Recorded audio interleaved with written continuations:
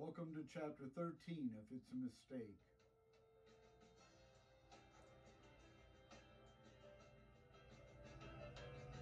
Listen, children, to a story that was written long ago.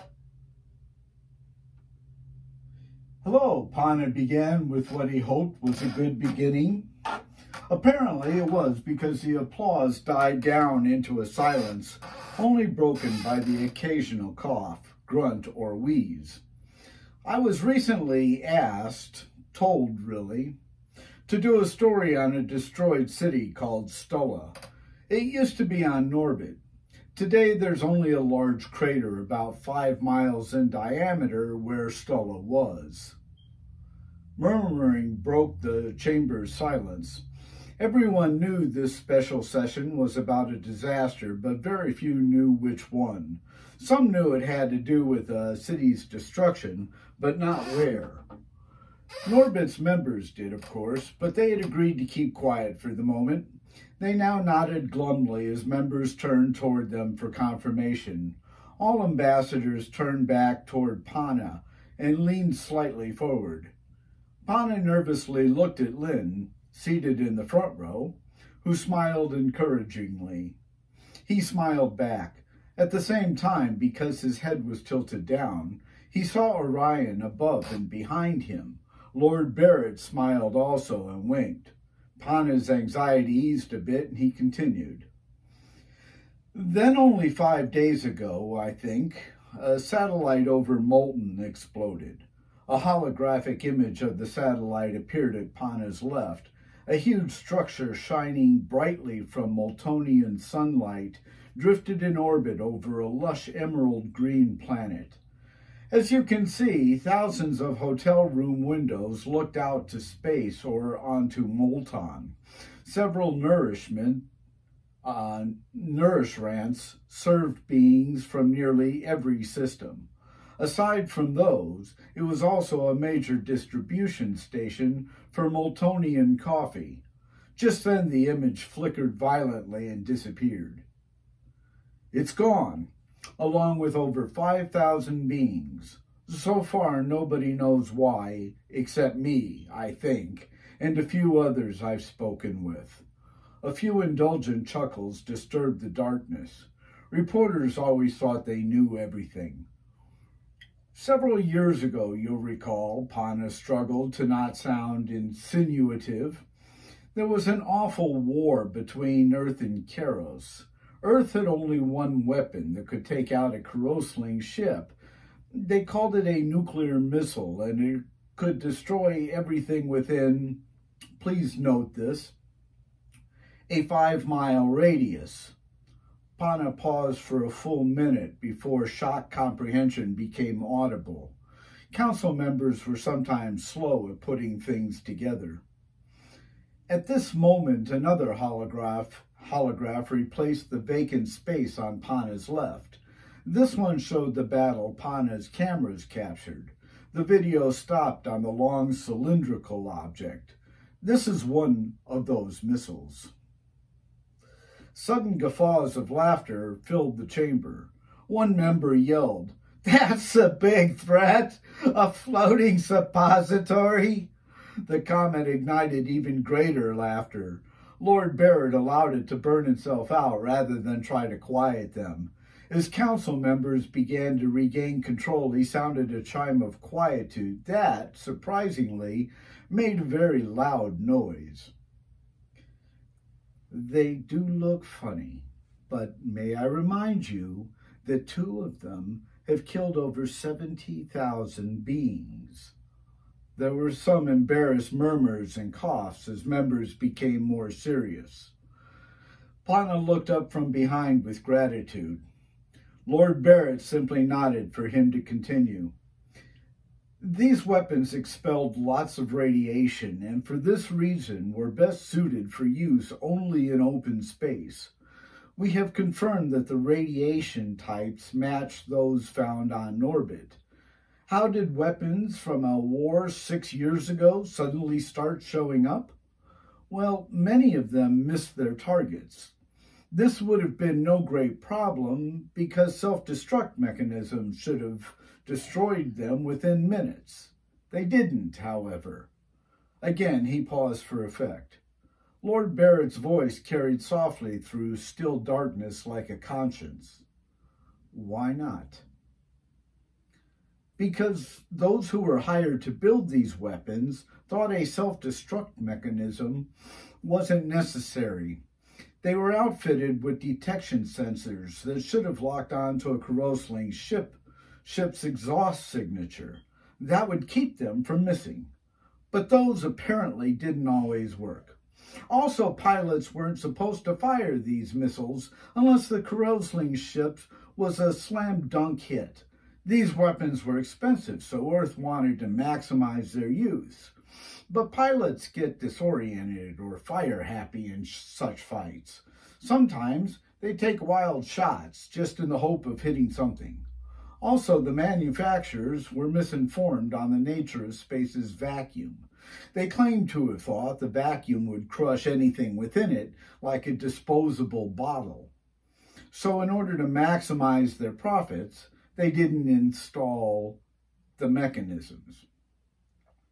An angry murmuring could now be heard throughout the chamber.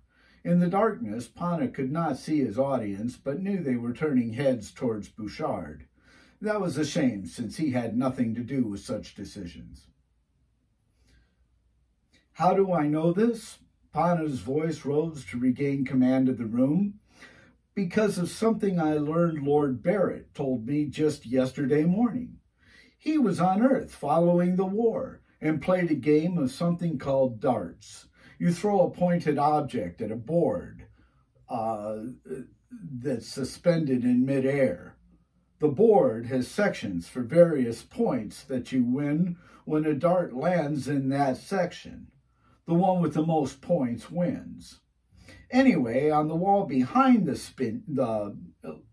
suspended board is another board to protect the wall from missed shots. While playing the game, Barrett mentioned to his opponent that the wall would be protected if the darts just vaporized before hitting it. His opponent was a guide who also worked for the contractor that built these missiles. He told Lord Barrett that if they could make that side a vacuum like space, the dart would then be crushed. I guess he was trying to impress the Lord with his knowledge. So our Lord explained that space's vacuum doesn't do that. He told them how it simply creates a sort of buffer between objects. Those objects aren't necessarily destroyed within it, though. To this, the contractor mumbled, "Uh-oh." When asked what was wrong, the contractor replied they had fucked up then, that they should have installed the self-destructs.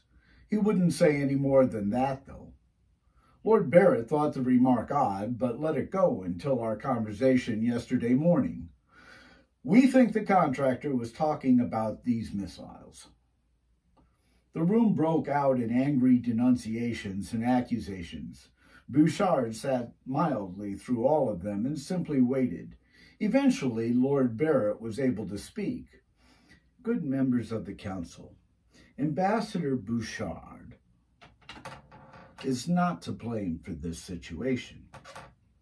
He has even been most helpful in securing information to verify our suspicions. Please do not place your anger upon him.